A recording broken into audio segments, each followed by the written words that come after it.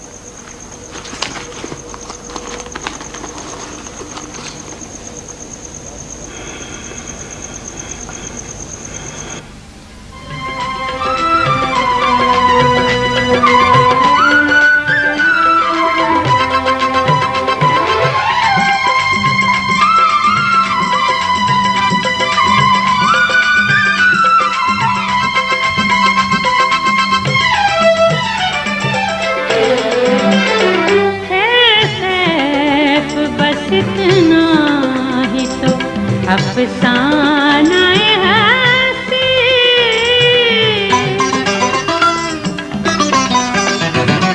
है, बस इतना ही तो अफसाना हंसी।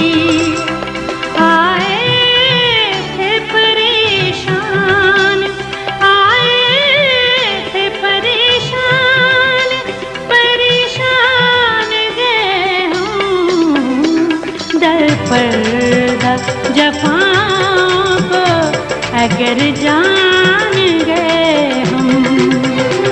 तुम ये ना समझना कि बुरा मान गए हूँ दर पर्दा जफ़ाओं को अगर जान गए हम।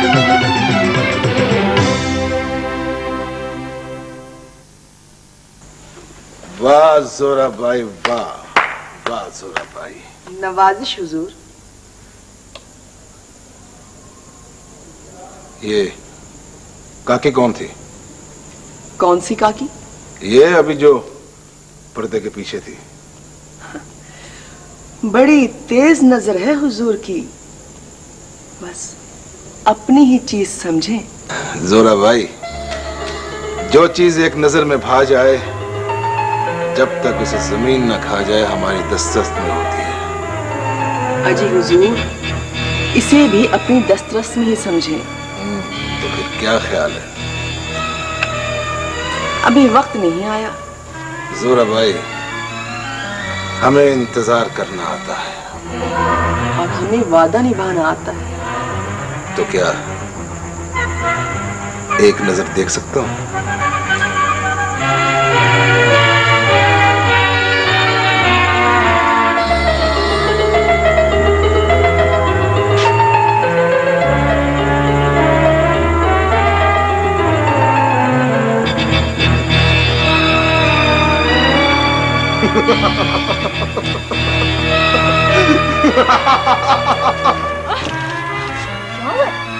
कहाँ भाग रही हो? अभी तक भाग ही तो रही हूँ। क्या हो जाता है तुम्हें? क्या हुआ? नाइट मुझे बचा लो प्लीज। वो लोग मेरा पीछा कर रहे हैं, मुझे बेच देंगे।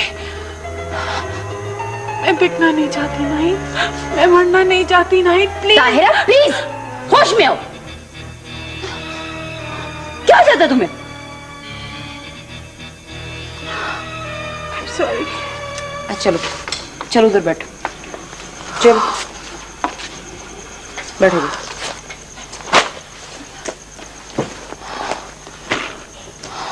क्या हुआ?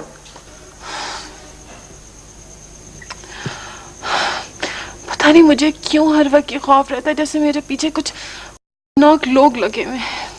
कोई तुम्हारे पीछे नहीं लगा हुआ। तुम्हें तो इस वक्त सानिया के घर में होना चाहिए था। यहाँ क्या कर रही हो? तुम्हारे लिए खुशखबरी लेके आई हूँ। खुशखबरी? क्या? मुझे ऑफिस से निकाल दिया। क्या? So sad. इतनी हमदर्दी करने की जरूरत नहीं है, निकाल दी गई हूँ, मर तो नहीं गई हूँ। इसका मतलब है कि बेरोजगारी का एहसास तुम्हें यहाँ लेके आया है। हाँ शायद। पता नहीं क्यों मैं सोच रही थी कि कहीं अगर मैं ये छुट्टी का परवाना लेके सानिया लोगों के घर जाऊं तो कहीं वो लोग ये ना समझे कि मैं उन पे डिपेंडेंट हो गई हूँ। ला हौल वला कुव्वत। दोस्तों के बारे में ऐसी बात सोचते हैं? इस तरह तो तुम मेरे बारे में भी ऐसे सोचती होगी। मैंने इस कमरे का 6 महीने का एडवांस दिया हुआ है। ठीक, तुमने इसी तरह की बातें करनी तो समझ लो कि आज के बाद मैं सिर्फ तुम्हारी रूममेट हूँ। ना मैं तुम्हें जानती हूँ और ना मेरा तुम्हारा कोई ताल्लुक है। अच्छा, आप फजूल में नाराज नहीं हुआ करें। बात ही ऐसी किया तुमने। अच्छा, खाना खा के आई हो? कहाँ खाना खा के आई हूँ? अभी तो खुदा की कसम ये हाथों की पोरे हैं ना, साइंसें कर रही हैं काम कर करके। अच्छा चलो कहीं बाहर चल के खाना खाते हैं, मैं खिलाऊंगी। बहुत अमीर हो ना। ऐसे ना करें, मिल के खाना खाते हैं। सानिया को बुलवा लेते हैं। कैसे? पीसीओ से फोन करते हैं कि आ जाओ। हाँ चलो ठीक है, उसे भी बता दूं भाई, खुशखबरी तो उन्हें भी सुनानी है। वैसे एक बात बताओ, जिसे सबसे पहले बताना था उसे भी बताया कि नहीं? बता दिए। क्या कहा? कह रहा था फिक्र करने की बात नहीं है, मैं हूं तुम्हारे साथ।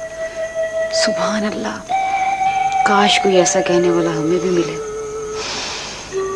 नहीं पसंद करते मुझे सेक्रेटरी फेडरेशन, और ऊपर से नुमान हैदर बेटा है चीफ सेलेक्टर का, और चीफ सेलेक्टर साहब ने सबको अपने साथ मिला रखा है, यहां तक कि वो अली नासर साहब को। कोई बात नहीं, कोई बात नहीं, यहां पे कोई जेन्युइन आदमी है ही नहीं। ठीक है, आप लिखें इसे और छापें इसे ताकि इनको पता चले। और वो हैदर जमान साहब हलाकू खान बना हुआ है, वो हलाकू खान बना हुआ है वो, और वो खुद पैसे खाता है और सब ओहदेदारों को भी पैसे खिलाता है। आप छापें इसे और मेरी तरफ से छापें। मैं नुमान हैदर की कप्तानी के खिलाफ एहतजाज करता हूं, मेरे साथ ज्यादती हुई है। ठीक है, आप इसे लिखें ताकि सारी दुनिया को पता चले। ठीक है? हाँ हाँ, मैंने बिल्कुल सच कहा है, कोई खौफ नहीं है मुझे। ठीक है, मैं तुम्हारे साथ थोड़ी देर के बाद बात करूंगा। ठीक है? मैंने तुझे मना किया था कि मेरी इजाजत के बगैर एक तीला भी नहीं तोड़ना। मैं उस वक्त बहुत गुस्से में था बाबा जानी। बकवास बंद कर बाबा जानी के बच्चे।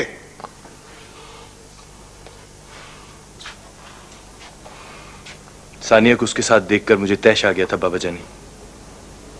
मैं एहतजाज भी नहीं कर सकता। ये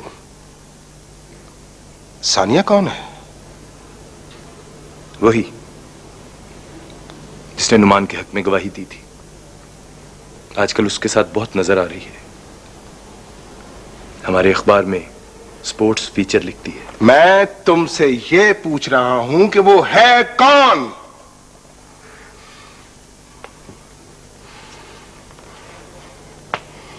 अहमद हसन कमाल की बेटी है वो। अहमद हसन कमाल की बेटी? वो जो आर्किटेक्ट है? जी, जिसे फैक्ट्री की कंस्ट्रक्शन का ठेका आपने दिया हुआ है।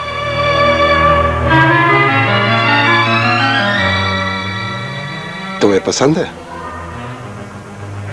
जहर लगती है मुझे। पहले अपने लहजे पे तो काबू पाओ, फिर झूठ बोलना। पता नहीं आजकल के छोकरों को चज से झूठ बोलना भी नहीं आता। अब क्या नाम बताया था तुमने उसका? सानिया, सानिया अहमद हसन कमाल। सानिया अहमद हसन कमाल।